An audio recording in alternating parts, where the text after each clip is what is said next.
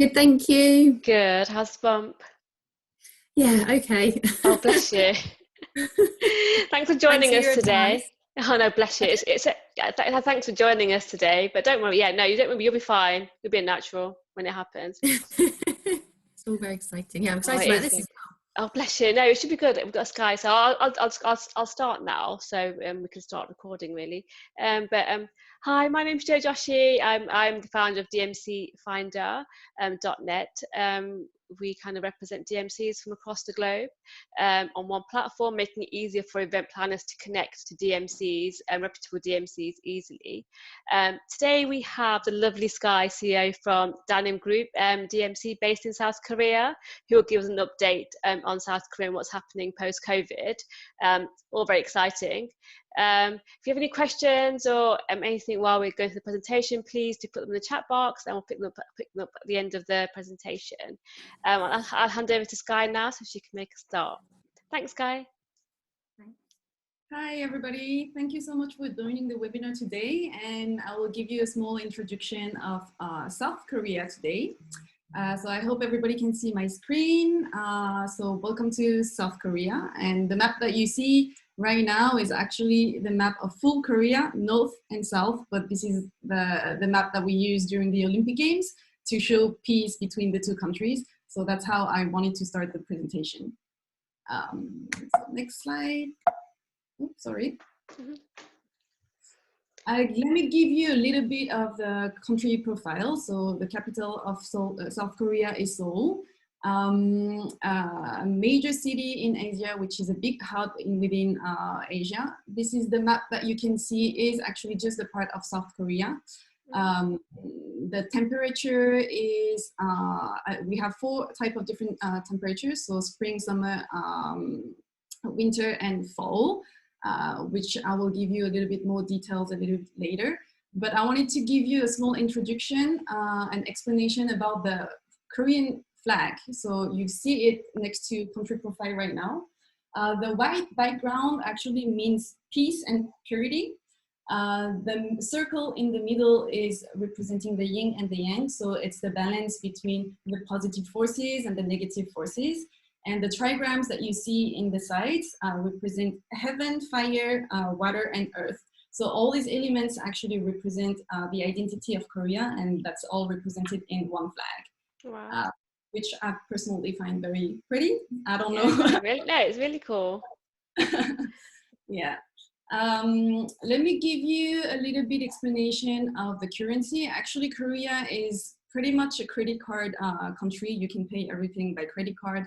Now everything is even registered into your phone. You can make payment with your phone, but everybody like a little bit of cash. So let me give you a little bit of explanation on how the cash is made. The biggest bill is $50,000, 50,000 Korean won, which is about $50.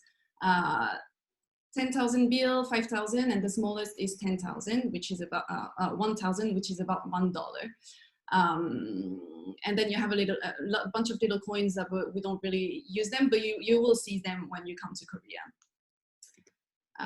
So how do you get to Korea? Incheon Airport is the biggest airport in Seoul and in Korea, which is actually pretty much the first place that you will see when you land to Korea. It has been very famous for several years. It has been in the top 5 or 10 or 5 best airport in the world. It's a big hub in Asia. A lot of companies are landing into Incheon Airport. So you have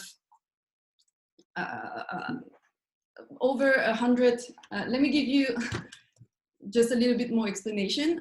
But in Asia, most of the countries in Asia are stopping through Seoul Incheon Airport. So there's a lot of traffic, a bunch of airline companies that comes into Incheon Airport, and the airport facilities are very amazing. And actually, there's one movie that I wanted to tell you about is the movie I Am Here, which is a co-production with French people and Korean people that work together into the movie, and you see all the facilities of the airport. So if you're interested in looking at the movie, you can watch that movie. You will find more aspects of Incheon Airport that you will find funny. This is one of the picture of the terminal in Incheon Airport. It's always very clean. It's very high tech. You will sometimes find little robots that goes around the airport where you can ask them a little bit of information. Oh, wow. They will bring you to a location where if you don't know where the toilet is, you can ask them where the toilet is, and then they will bring you there.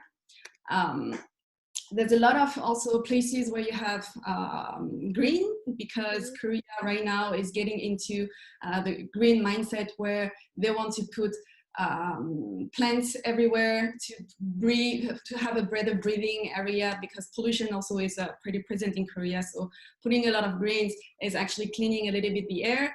And so the Incheon Airport has a lot of that inside the airport. You can access to 52 countries and 173 cities in the world. They're all coming to Incheon Airport as well. 88 airline companies coming to Incheon Airport with 154 international routes. Every year you have over 400,000 international flights and 70 million passengers on average. 2020, obviously not as many, but the number 2019. That's amazing. Almost 8.5 million transfers also coming. So there's a lot of traffic in this airport. Actually, Incheon Airport has currently 2 terminals, the main terminal being the Terminal 1 that has been built a while ago. And in 2018, for the introduction of, for welcoming the Olympic Games, the Winter Olympic Games in 2018, they built also another terminal, which is the Terminal 2, where you only have a few airlines that's actually landing there, but it made it way more convenient, and it loosened up the traffic into Terminal 1, so everything is a lot more smooth. They have been also talking about an expansion of the airport by 23, which I don't know if that's going to happen, because they planned it before COVID, and then now with COVID, I don't know if they were able to continue. But there is going to be a phase 4 to expand the airport, and they were expecting about 600,000 flights per year to come with the expansion. So this is for international, for Incheon Airport. You have also a lot of links to go from international airport to the city. Seoul, but also you have buses that takes you directly to other cities in the countryside. But the main system to go from the Incheon Airport to Seoul City is actually the railroad, which is called RX. It's an express train that takes you in about 43 minutes from the airport to the city. You have one express line and one not express line that has a little more stops in between, but it doesn't take more than 1 hour. So here is the interior of the RX, that you can buy the tickets directly at the station. So when you come out of the airport, you can directly go to the station and buy your ticket there. And take the train. So the express train, you have assigned seats, and the non-express train, you have you can just you can just sit wherever you want in the train. This is the line. So you have a few stops that's like where people will usually go. So the middle station where people will go mostly is Hongdae Station, which is an area which is very dynamic, and then a lot of people are going there. So to go to Hongdae Station, it takes about 40 minutes. So it's not that far. And actually it's pretty cheap. The express train is 9,000 won, so it's about $10, a little less than $10 at $8. So if you've been to Japan, you will know that actually the train, the connection train is actually pretty cheap in Seoul. So it is actually very convenient and very well made. It's very clean as well, and then it's pretty high tech. So it's also an experience from Incheon Airport to go to Seoul to take that train.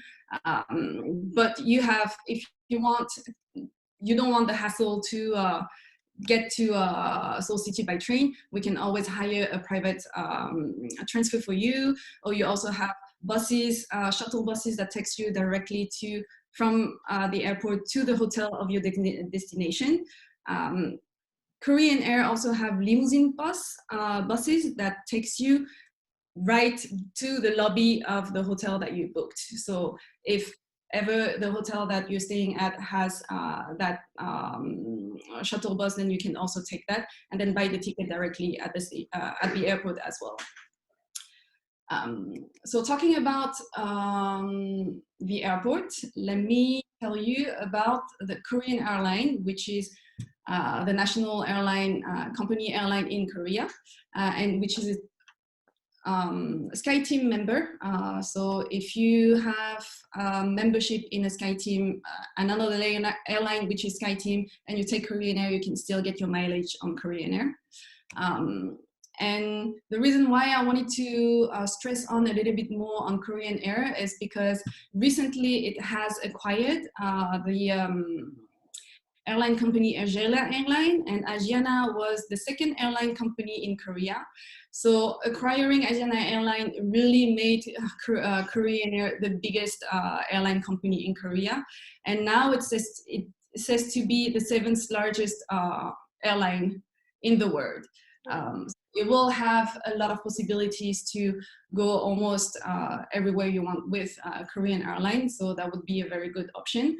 And if you are a SkyTeam member alliance, then also you will be able to get your mileage and then get also maybe free seats on Korean Airlines with your SkyTeam membership.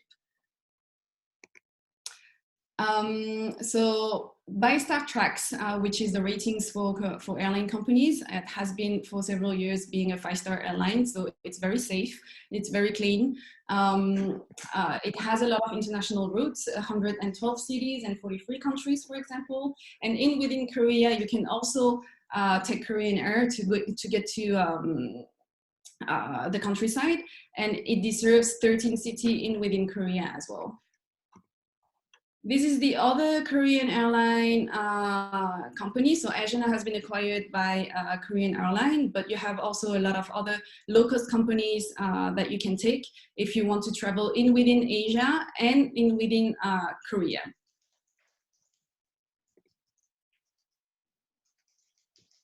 In Korea, you also, or in Seoul mostly, you can also, you have a little bit of check-in desk within the city, where you can, when you depart from Korea, you can go to these check-in stations where you can get your boarding pass and check in your luggage directly from there, and then you can go to the airport hands-free. So there's not many, but there is a few. The two most important, I will say, would be the one in the COEX area, which is the business district. So most likely when you come on a business trip in Korea, you will be staying around the COEX area. Or Seoul Station, which is the major train station in Seoul. So, and it's also close to a lot of touristic areas. So that would be probably the second best option for you. And the Seoul station is also the last station to get the express train to go to the airport.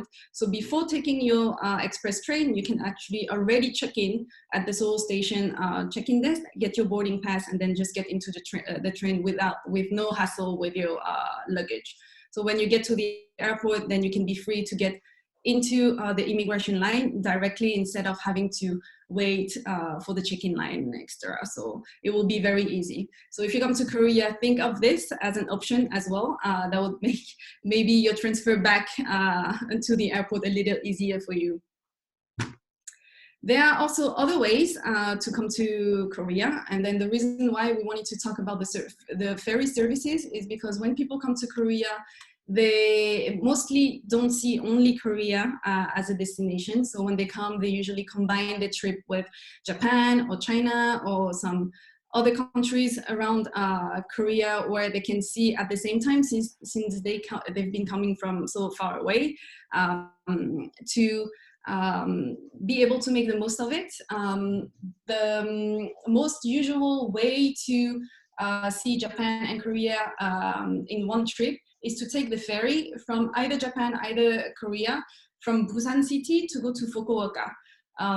This is a ferry that takes about 2.5 hours with the fast ferry, and then so it brings you directly to Japan, and then from Japan you can just do another tour and then take the plane back. But it also gives you the possibility to arrive in Seoul, look at the country up to Busan city, which is in the south, and then take the ferry to go to Japan, or vice versa. So that's actually a pretty nice solution to get into different countries, and then another way to be able to come to get to Korea. How do you get around within Korea? You have what we call the KTX, which is the Korea High-Speed System rail system. It has been launched in 2004, and it's actually the most convenient way, in my opinion, to travel within Korea. And honestly, it's a little more ecological as well. So if you think through this, then you will take the train as well. To get from Seoul to Busan, which is the second largest city in Korea, you will need about a little more than 2 hours. And on this map, you will see the different lines that you have. It's expanding more and more because the KTX is not very, very old right now. So they're building routes every time they have a new project to connect another city with another city.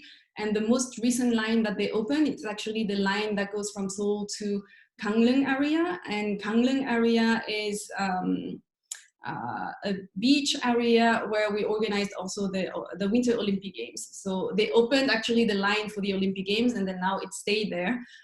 So anybody can use it to go from Seoul to there. It's very convenient. It's pretty high tech as well. You have usually little wireless chargers on the desk where you can charge your phone. Koreans are always on their phone, so they always need to have find a way to be able to charge the phone all the time. So you will always find a way to be able to charge your phone within the train, or even within the buses. Here it's a picture of Gangneung Station. All the train stations are always very clean, well organized. The signage are also in English most of the time. So even for tourists, it's very easy to find their way around. They can just look at the numbers. The K numbers are very well written. I think it's pretty easy, even for a tourist who comes by himself to Korea, to be able to go around, because he will be able to have the information all in English.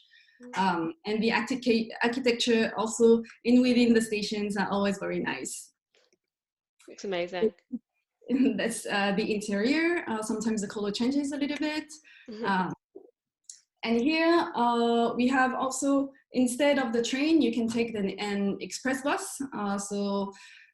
We call them the intercity express buses, and they basically go almost everywhere you need. So even smaller cities, you can get there by bus. You have different bus terminals within Seoul where you can go depending on which city you are going. You will need to get to a different terminal, but the biggest terminal is in the south of Seoul, and then it almost takes you everywhere. And the buses actually, compared to other countries, is a very good option because it's pretty cheap, but it's also very comfortable.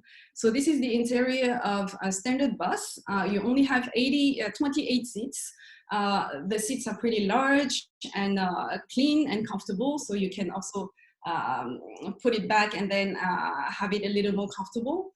And lately, they came up with another premium bus, which is a lot more comfortable than the one that you saw before, with first-class facilities in there. So you can close down your curtain on the side if you don't want to see the person next to you. You have also wireless charger on the table. You have a small TV. So when you go from Seoul to Busan, for example, it's about 4 hours and a half or 4 hours of drive.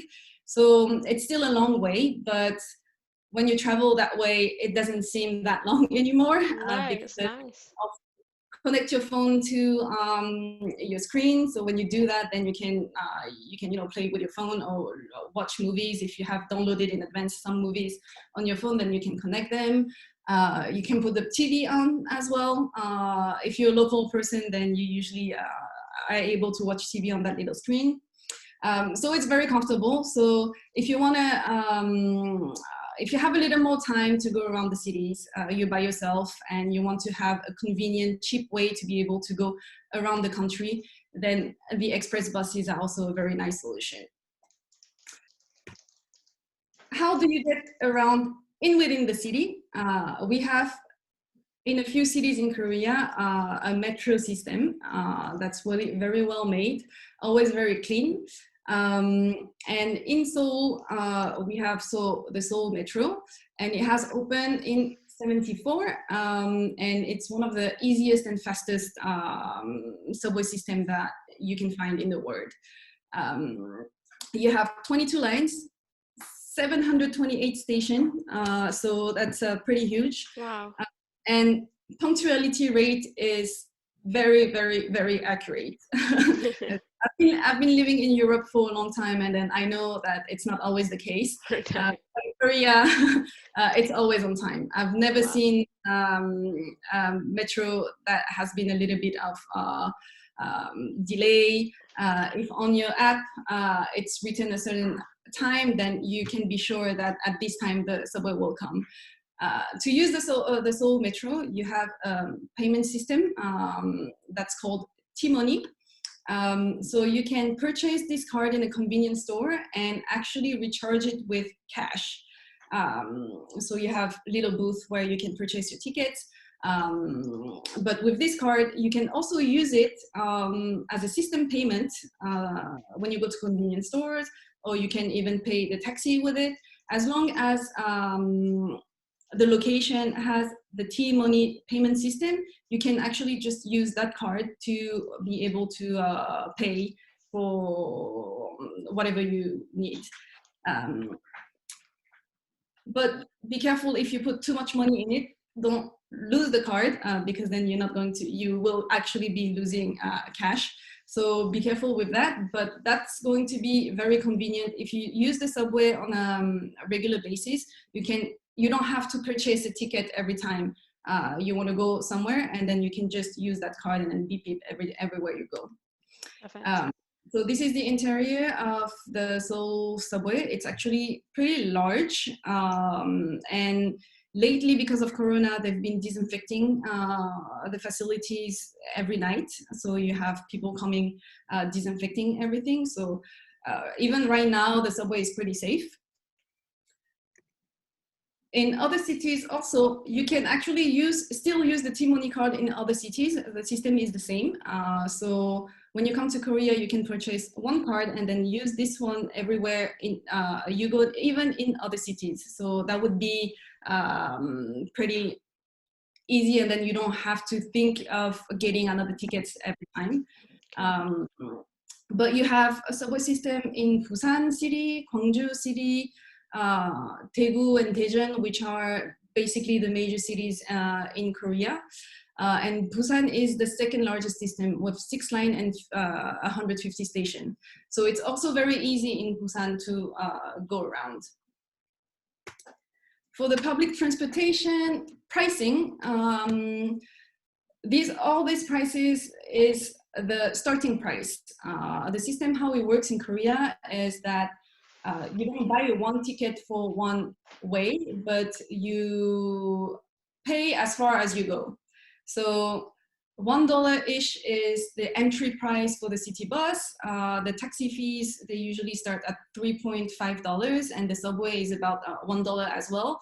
But the more you travel, when you check out from the subway, you will beep your card again, and then it will calculate the fees depending on the distance that you've made. So that you need to think of these two in your budget if you're looking to charge your card. Let's look at the geography and the climate in Korea. I think not a lot of people know, but in Korea you have about 70% of mountains, and 3 sides of Korea are all sea. So you have a mixture of very nice mountain views, and then you have also the beach all around Korea. The West Coast beach and the East Coast beach are very different, but it's all sea all around. And the most important is that you have over 3,000 islands that's all around the coast, including Jeju, which is one of the biggest, but I will give you a little more information about Jeju later. And Ulleungdo also is one of the nicest volcanic islands in the surroundings of Korea. I don't think people really know how many islands are in Korea, but there are some cities in the south where you can see the view with thousands of islands, and that's like pretty amazing and impressive because you really don't expect that you will see this many islands. Talking about climate, I said it earlier in the introduction, but we have 4 distinct seasons, so spring, summer, fall, and winter. Right now it's spring in Korea, and the temperatures during the day are around 20 degrees Celsius, and in the evening I would say about like 15 degrees. So actually spring is one of the most wanting season for travel for foreigners when they come to Korea, because you have the season of the cherry blossom that you can see on the first picture. The temperature is really nice. It's not too hot, it's not too cold. That's when all the flowers are blossoming, so the landscapes are very pretty. So a lot of people come during this season to come visit Korea. Summers in Korea are, I would say, a little bit too hot and too humid. So I would most likely avoid the summer season to come visit Korea. But unless you are interested in the beach area, the beach in Korea only open during the summer. So if you want to experience swimming in the sea in Korea, you will have to come during the summer. Fall is also one of the most wanted season to visit Korea because of the autumn leaves. So the landscapes of the mountain, because we have 70% of mountains in Korea, you are usually able to see very nice colors on the mountains with red, orange, all kind of different colors. And that's a season that's also a little bit short. So people are trying to come to see the autumn leaves during these 2 weeks of changing colors. That's usually between September and November. And the temperature are also between 25 degrees Celsius and during the day, and in the evening maybe 18-ish. So the temperature is always really nice. It's not too hot also. And it doesn't rain that much during that season. So you can be almost sure that the weather is going to be nice if you come during that time. And winter season in Korea is very, very, very cold. So there are times when we get to even almost minus 25 degrees, which this is what actually happened during the Olympic Games in 2018. It's not for very long term, but there is 1 week or 2 weeks where it's really, really cold. So be careful about that time when you come to Korea. But if you are living in an Asian country, in the surroundings besides Japan, and you want to visit Korea because you want to try skiing, Korea has very, very good skiing facilities for beginners. Because the mountains are not very high, it's not an amazing experience of skiing for very professional skiers. But if you just try to get your hands on skiing because you've never tried before, then Korea has very nice facilities for that. And the mountains are pretty nice, and the snow is pretty nice as well to do that. Actually, it's one of the most favorite activities for Korean people during the winter. So you can also see a lot of local people going skiing during that time. So even though it's very cold, if you want to try the winter activities in Korea, then winter is also a nice season to visit. If we talk about nature, here you have different pictures of what you can see in Korea. The first picture is Jeju Island. So like I said earlier, you have mountain, beach, islands, coastal rocks, but also sand beach. You have a lot of nature landscape as well. So here Suncheonman Bay is an ecological bay, which is in the south of Korea, and it's very beautiful when you have the sunset. So when you come to Korea, actually you are able to see a very diverse type of landscape. So you really need to come for about 10 days to be able to really fill in the different aspects of Korea. The big cities are very urbanized and industrialized, but if you go to the countryside, you will be able to see very nice nature as well. And I think a lot of people don't really know sometimes how beautiful Korea is, so I wanted to show some pictures for you to be able to get an idea. What is there to see and to do in Korea? Actually, Korea, the major item of Korea for tourists when they're visiting is the World Heritage Sites. It has 14 UNESCO World Heritage, and culturally speaking, Korea has so much to offer. Because the history of Korea is actually as old as 5,000 years. And I don't think people really know about this, but the Korean history is really, really deep and really large. So you have a lot of different sites that's showing you this, and museums where you can see a lot of artifacts from that period of time. And you can learn a lot about how this small country has been getting into what it is right now. So cultural aspect is one thing. So this is the different, a few pictures of the UNESCO sites. So most of them, you can find them in a city called Gyeongju, but I will explain it a little more later. You have modern Korea, and we usually say that Korea is a wonderful mix between modernity and tradition. So we've seen the tradition in the first slide, and then now the modernity is because in the past 50 years, the economical growth of Korea has been amazing. And during that time, a lot of things has been built. And now Korea is the reference for its connectivity, its high-tech, innovation, and a lot of people are actually coming to Korea to learn about how Korea has been so advanced, and then in very specific items such as 5G, for example. A lot of people are coming to Korea to understand how it works and how it's implemented, what we are doing in Korea with all this technology.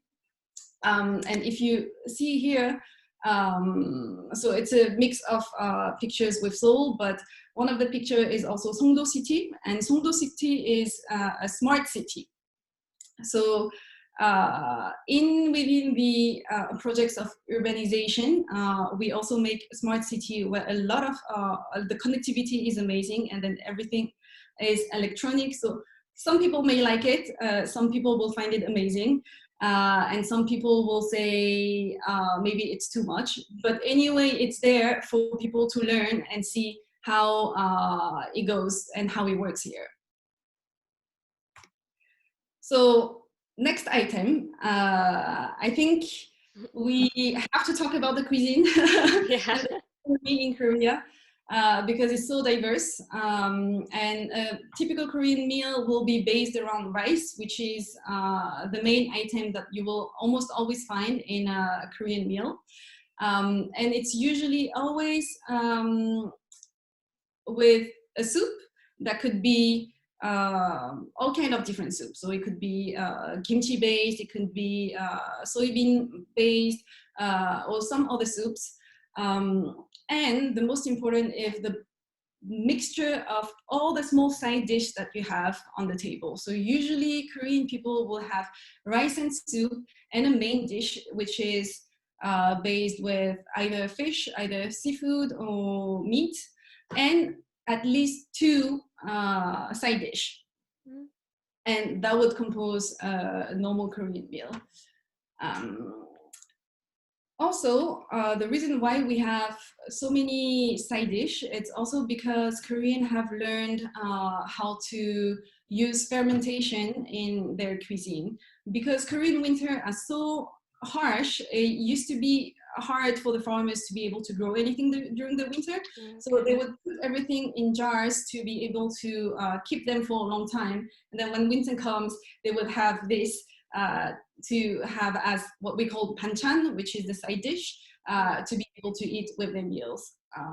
So that's the reason why also we have a lot of fermentation dish that we can use all over the year. And yes, we also have traditional alcohol in Korea. I don't know if you ever heard of soju, which is the small green bottles that you will find it everywhere in every type of restaurant in in Korea. Yeah. And funny enough, actually, the soju is the #1 sold alcohol in the world, Oh, which is wow. a little bit worrying for Korean people, because it means that Korean people, because it's not exported as much, it means that Korean people are drinking as much soju every day. Yeah.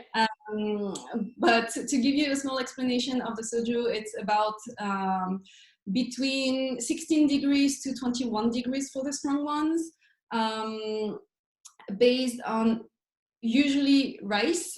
So it's fermented rice that you use. The color is clear, it's like water. But the ones that's usually widely spread are based on sweet potatoes. So you have both kinds, but the higher quality ones are the one based with rice. So next time when you come to Korea, then if you have the green bottle, you will know that it's the cheap one that's based on sweet potatoes. And when you go visit more higher end type of alcohol museum, you will see that the difference, and then you can taste the difference between the cheap ones and the more expensive ones. Yeah. Cool. No, amazing. So here are a few different pictures of what you can find in Korea. So the bibimbap, I will give you a small explanation of the bibimbap. It's actually, lately in Europe, people have been knowing a little bit more about Korean food, and then I think we've been talking about the bibimbap a little more, so people may know. But bibim means mixing, and bap means rice. So basically it's mixing rice with vegetables. It's actually famous because it's pretty healthy. You have a lot of different vegetables that you mix with rice. You can put an egg like on the picture, or add some spicy sauce if you like spicy food. So you can even put a little bit of meat also. If you're vegetarian, you can also forget about the meat and then just have the vegetable. And this one is on top of a stone bowl that you heat up, and it crisps the rice on the bottom. So it gives another texture in the rice that makes it a little bit crispy and gives a little more kick into the the bibimbap. Oh, wow. It's interesting. Yeah. It's like a Buddha bowl then, isn't it? Yeah. Yeah. Yeah. So No. when you'll probably find it a little bit everywhere, and it will have to be a dish that you will need to try when you come here. I don't know. We'll do. We need to get there first. So barbecue is also very famous. Here we have a picture of samgyeopsal, which is pork belly. So you usually eat barbecue in Korean restaurant, and it's very convivial because you grill the meat in front of you. So sometimes when you go to restaurants, the waiter will come and then help you grill the meat. But most of the time in local places, you just go there with your friends and then you grill your meat by yourself. A lot of pork belly, but the most typical Korean thing that you will have as barbecue is actually the hanwoo beef, which is the Korean beef barbecue. Okay. And for some reason it's very expensive, but it's also very delicious. So if you like it, then you can try that when you come to Korea. And then you have a fried chicken, you have bunshik. Here in the last picture is mostly street food.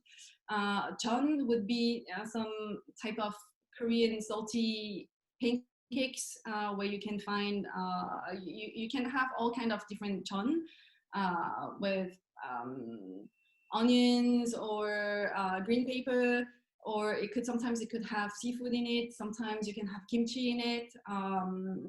So yeah, so many different kinds. When you come here, you will see it's very diverse. And he is actually raw fish, and Okay. Korea has a lot of water all around Korea, so we also eat a lot of fish.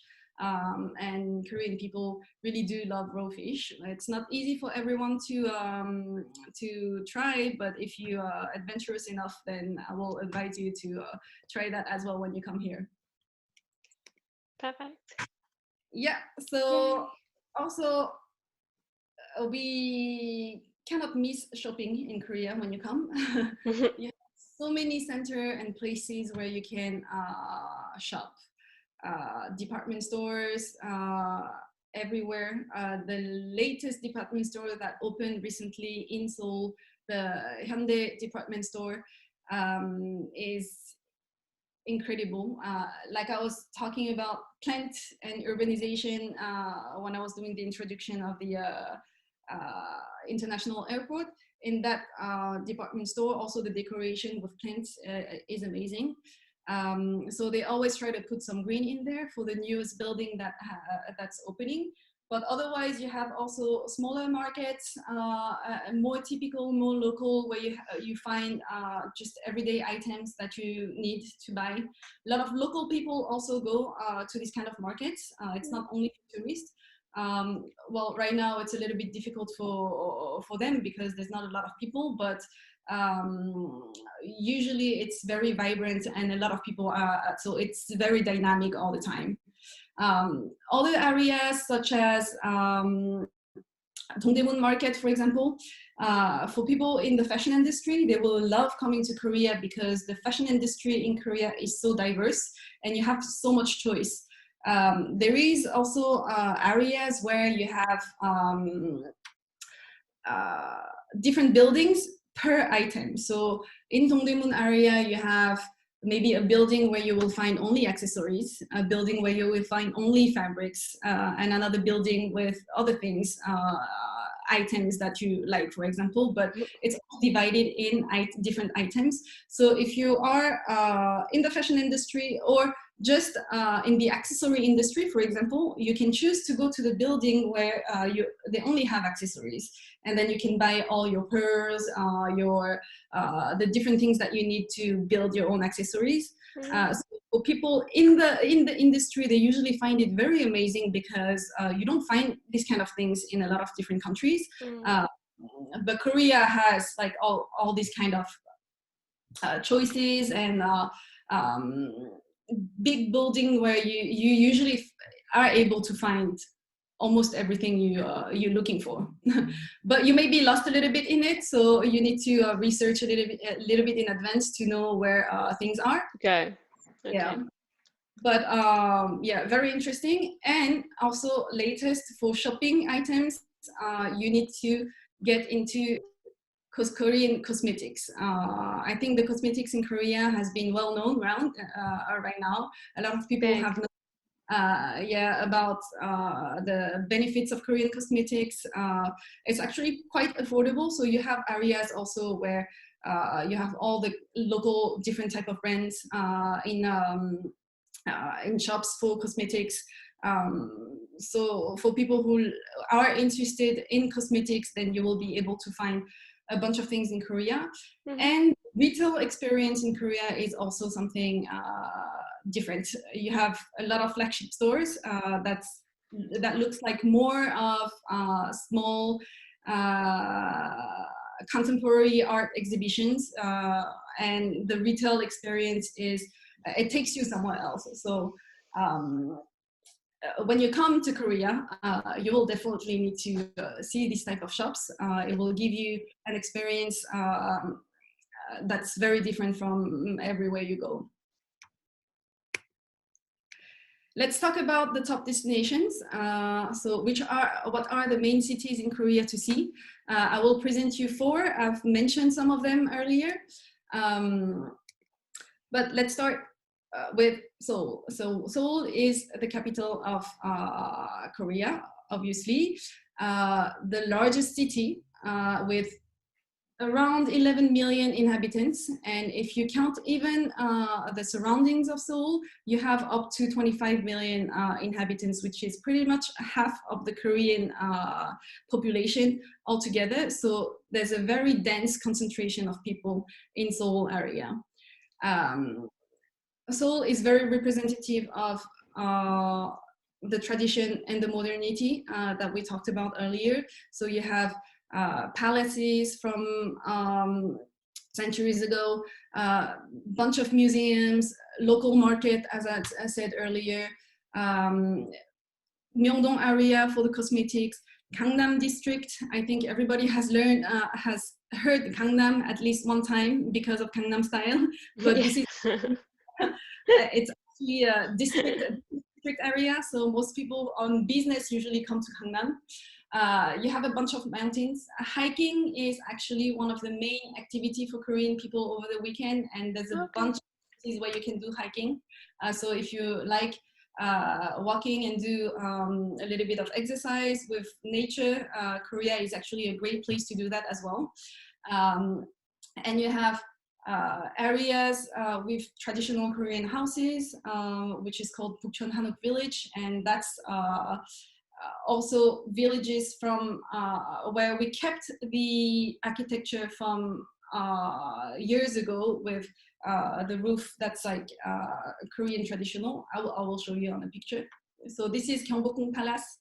This is the pavilion of the king, and actually he used to have parties in that place.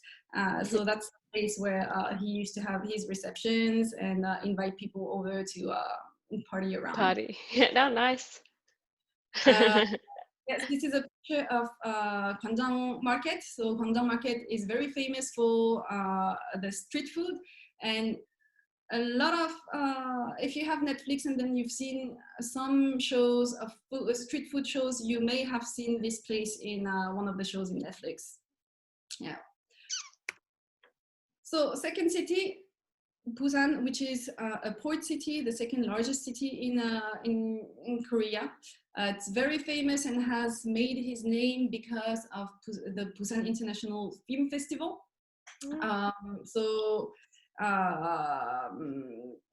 During that time, it's in October, the film festival. During that time, a lot of people are coming, but Busan also has developed itself as a major MICE city as well, because they built a lot of facilities for that. A lot of accommodation has been growing because they wanted to have a focus on the MICE industry as well. But other than that, Busan is very famous for its fish market, which is the biggest fish market in Korea. So you find all kind of different fish. It's very fresh. You can have it directly at the market, choose your fish in the market. They will cook it for you right away and then bring it to your table. It's a very, very, very local experience that you can do. And if you're okay with the smell of the fish, then you would really appreciate having tried raw fish there. And I know it's a little bit maybe gross for some people, but you can also have live octopus there. So I'm sorry for things right now, but this is actually something that people are really interested in, to see the live octopus to be caught in front of you. So that's also one of the things that's famous in Busan. And you have also cultural centers. The Kamcheon Art Village is actually called the Santorini of Busan for some reason, because of the architecture that Oh wow. seemingly is similar. So it's- I find it a little bit different, but so but it's very pretty with a bunch of colors. All the houses are colored, flashy colored. Okay. And actually is very interesting because local Korean artists wanted to reshape old areas that was getting too old. So the young population, they came and they said, oh no, we want to save this kind of neighborhood because we find it interesting. Let us paint and do art walls on these houses and then see how it's going to be. And then it turned out to be now one of the most popular tourist spots. That's great. So yeah, very dynamic. And then you have also a few famous beach, which is Haeundae Beach and Gwangalli Beach, where you can have some sea activities. So Busan is also famous for the yacht tour around the city on the beach. So that's one of the things that maybe you want to try when you come to Busan. This is a temple in Busan, which is by the coast. And the reason why this temple is very famous is because back in the days, the monk will build the temples actually hidden in within the mountains because they will destroy them. But this one is a very, very rare one that's by the beach. So when you go to Yonggunsa temple, actually during the sunset is the best time to go, but the area is very pretty, and then the differences between the traditional roof and the architecture of the temple and the sea actually makes a very nice combination. This is the center of Busan, where actually the Busan Film Festival has started. So you will probably go through that area when you come to Busan. Bunch of restaurants. There is a big market, the international market also in that area in Busan. So you will have to go through this area when you come. Nice. Let's talk a little bit of Jeju-do. So Jeju-do, like I said earlier, is the largest island in the south part of Korea. It has a Mediterranean climate, so it's famous for its tangerine, but also its green tea. Because it's an island, obviously, there's a lot of beach areas. Actually, Korea itself is not seen as beach destination. Like when we think of the Philippines or Thailand, you know, we picture this white sand beach that's very beautiful. Korea doesn't have that image, and it's the mainland Korea. It's actually not. But when you go to Jeju-do, you are able to find these kind of places with white sand beach, and it's actually very pretty, clear blue water. You can also do surfing. You can do snorkeling as well, because you have places where you can do diving as well. So you have we have a little bit more of beach nature, which is in Jeju. I love you, baby. Ja, no. Ja. PA, I think I can hear you talking. Dat alarm, dat... singing. Hello? Ja, dat... PA? Ik ga het morgen met Charlie bespreken. I can't make him mute. Ja, die kwam laat, dus... 2 seconds. Maar morgen moet hij vroeg zijn. Don't know. Sorry, Sky. No, it's fine. Good singing, PA. Karen, sorry. Yeah, no worries. Yeah, so Jeju-do. So Jeju-do is a very natural island, and then it has been getting famous also because in 2011, it has been voted and selected as one of the 7 wonders of the world of nature. Mm-hmm. So people who are going around the world trying to find the seven wonders in the world, they got interested in Jeju-do. A lot of film has been shot in, at least Korean films have been shot in Jeju. A lot of TV drama shows also have been shot in Jeju. So it's the #1 destination, a domestic destination for Korean people. And lately, actually, Jeju-do is the destination for Korean people that works the best, because that's the only place Korean people can go right now. Yeah, oh, bless them. Getting a lot of attention lately, yeah. You also have in Jeju-do a lot of tea field, green tea field.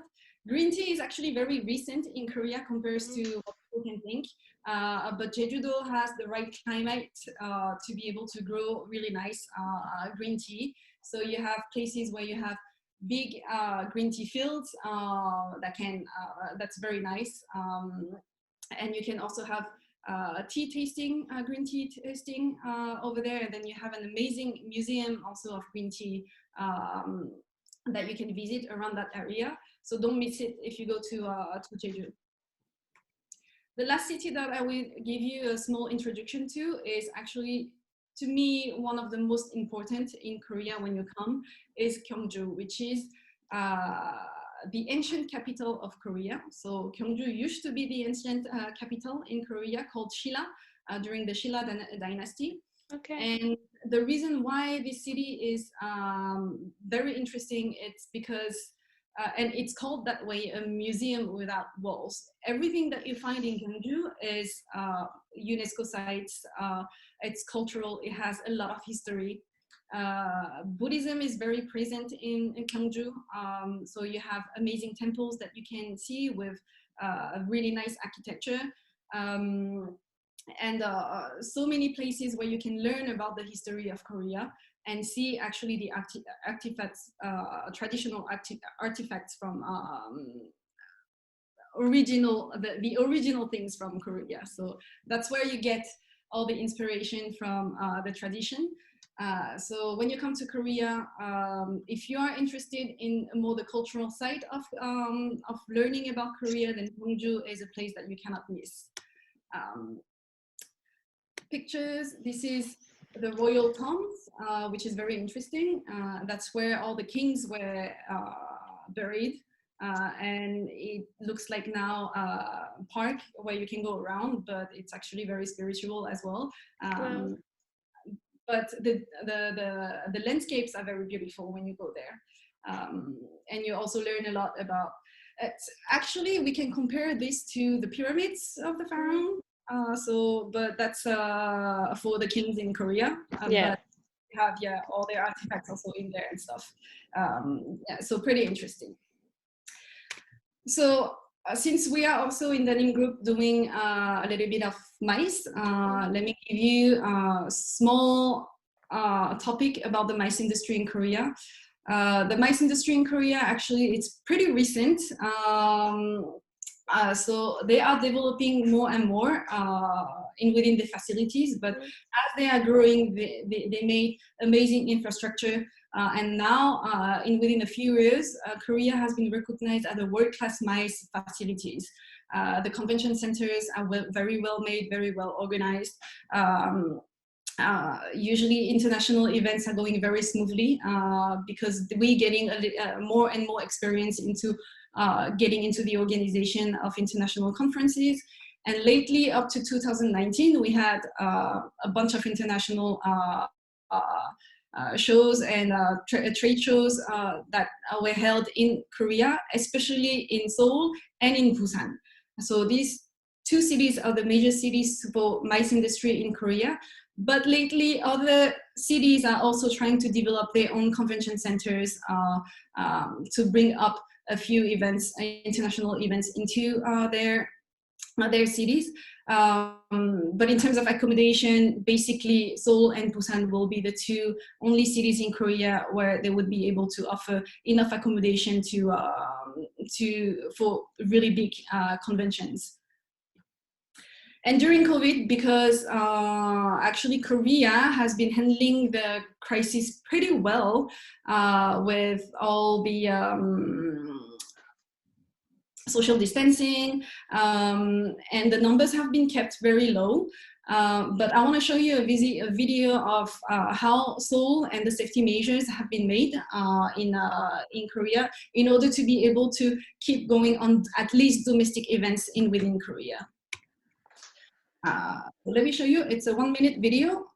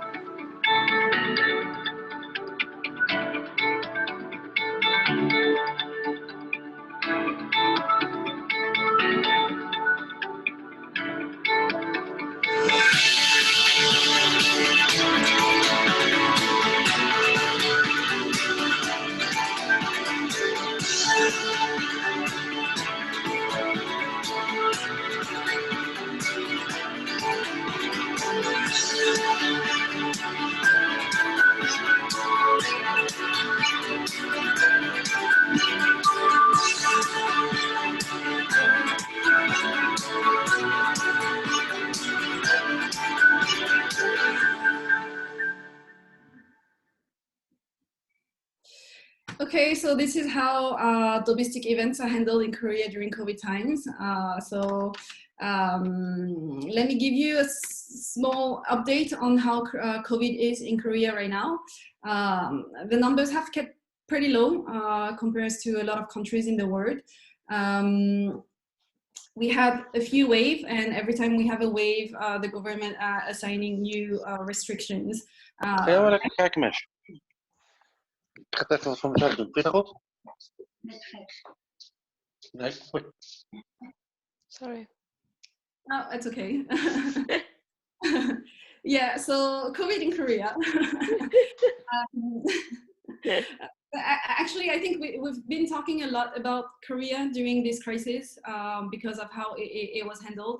At the very beginning of the crisis, we talked about how Korean people has put in place a tracking system for people to be able to see exactly where the cases were. So now it has been such a long time, the situation is going on. We had still a few waves in between, but it still had a very low rate of spreading right now. Actually, today we are in around less than 700 cases per day. So it's still pretty low. The travel measures right now are still very restrictive, or it was actually up until today. We had a good news today because for people who has been vaccinated now, it seems that you may be waived from the quarantine period. But I guess for now, it's only for Korean people who are going overseas and coming back. But tomorrow, the government said that they will announce what's going to happen with tourists coming to Korea.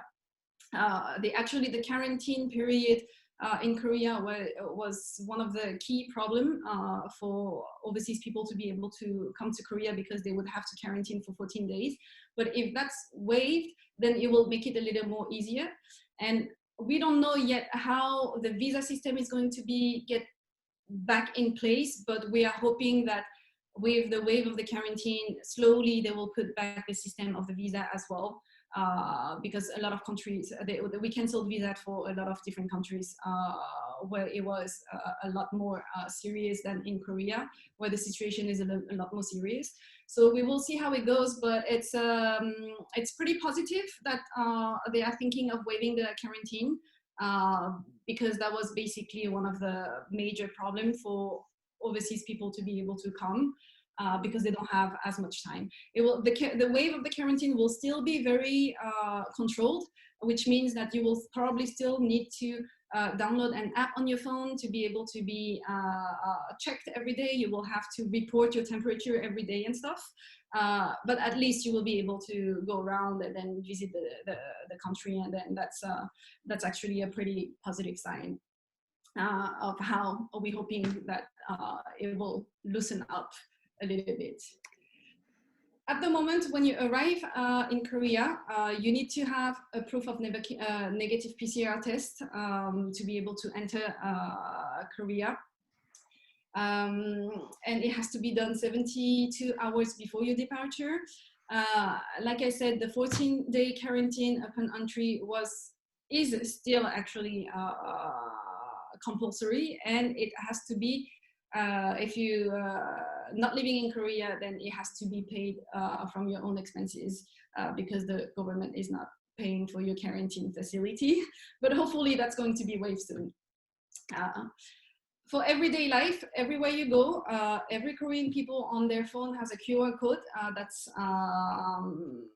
for your identity. So wherever you go, you click on, you have to scan your QR code in order to be able to know exactly where you've been. And then if someone has been a positive case came out from a restaurant that you've been in, they will be able to let you know in that place somebody has been tested positive. So if you've been there in the time frame of the 14 days, then you may be able to get tested for free, and so you can be sure that you don't have, you didn't contract COVID, which is a pretty nice system. It could be a lot of debate on privacy, but yeah. it has been working very well in Korea now. So yeah, they keep social distancing is kept safe always. People in Korea, people are very disciplined, so everybody is wearing masks everywhere in public places. You don't get fined for not wearing masks because basically everybody wears it. The only person who's not wearing it, then people will look at you with their eyes. They will tell you, put your mask on. Mask on. Yeah, you will get reminded of it all the time. So it's good. Yeah, really good. Yeah, and vaccination has been also started, starting with the older generation, and then now it's spreading a little more. But actually, we had a few issues with the AstraZeneca vaccine that we were using in Korea right now. So Korean people are trying to hold on to getting vaccinated, but I think that will come back very soon, and they are planning to have most of the Korean population to be vaccinated by November this year. So we will see how that goes as well. Yeah. Yeah, I've been seeing that I've been talking for a long time. So let me just lastly give you a small explanation of the company, which is Danim Group, what we do and then what we can offer. So we basically full service destination management company, and we hold a lot of different activities, but the two activities that's going to be important for you right now would be the travel industry and the MICE industry. So in the travel service, leisure travel service, what we do is we organize trips for FITs, but also small groups, families. We do tailor-made travels for families and groups as well. We also do B2B, so we also work with two operators. We build the program, and then we can always advise them on how they are able to sell Korea as a destination to the clients. So this is mostly what we do in the travel leisure industry. in the MICE industry, we organize incentive trips, seminars, business trips, very simple transfers and little services that you may need when you get to Korea. We can take care of that. We are able to also organize educational tours for universities or high school as things that we've been doing as well.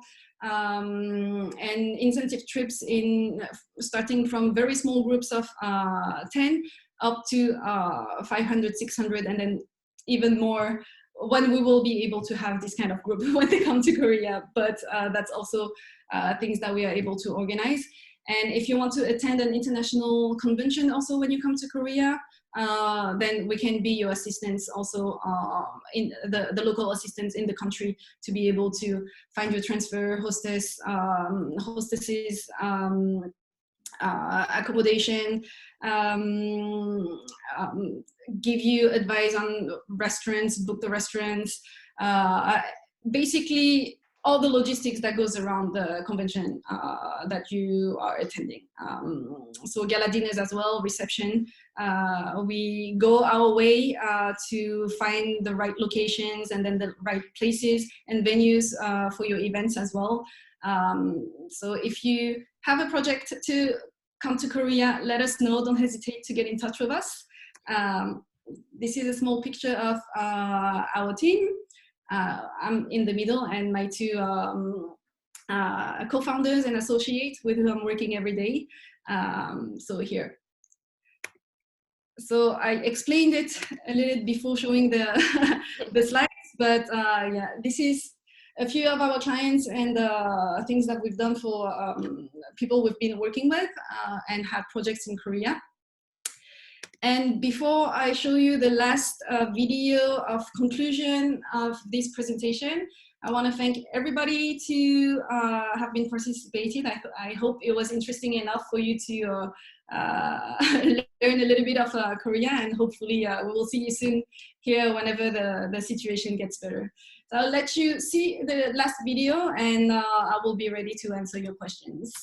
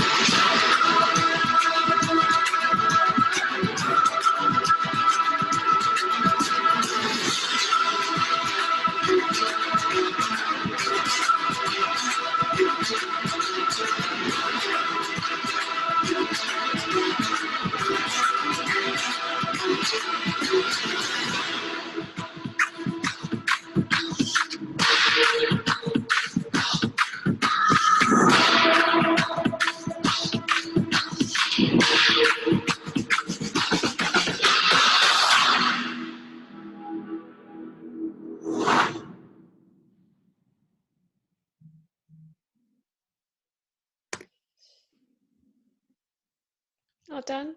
Thank you, Sky. That was amazing. Absolutely you. fantastic. I think I've learned. I feel like I've been all around Korea today with you. Thank you I feel like I've learned so much.